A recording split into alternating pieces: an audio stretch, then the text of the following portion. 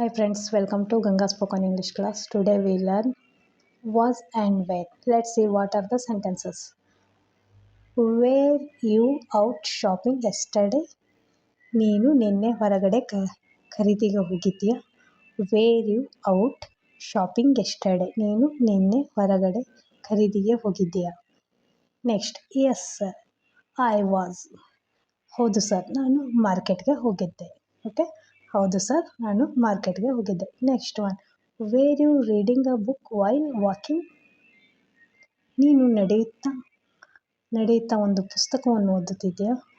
S I was. ನಾನು ನಡೆಯುತ್ತಾ ಒಂದು ಪುಸ್ತಕವನ್ನು ಓದುತ್ತಿದ್ದೆ. Were you reading a book while you walking? ನೀನು ನಡೆಯುತ್ತಾ ಒಂದು ಪುಸ್ತಕ ಓದುತ್ತಿದ್ದೀಯಾ?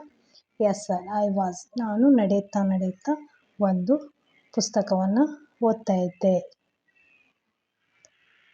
Next, was Raj also reading a book while walking? Raj ಸಹ ನಡೆಯುತ್ತಾ ಒಂದು ಪುಸ್ತಕ ಓದುತ್ತಿದ್ದಾನೆ. Was Raj also reading a book while walking? No, he was just listening.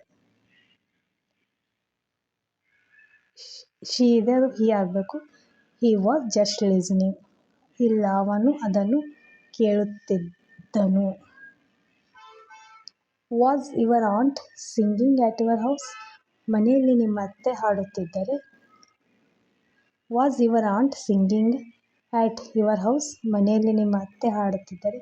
No, it was my sister. ಇಲ್ಲ, ಹಾಡು ಹೇಳ್ತಾ ಇದ್ದವರು ನಮ್ಮ ಅಕ್ಕ. Was your aunt singing at your house?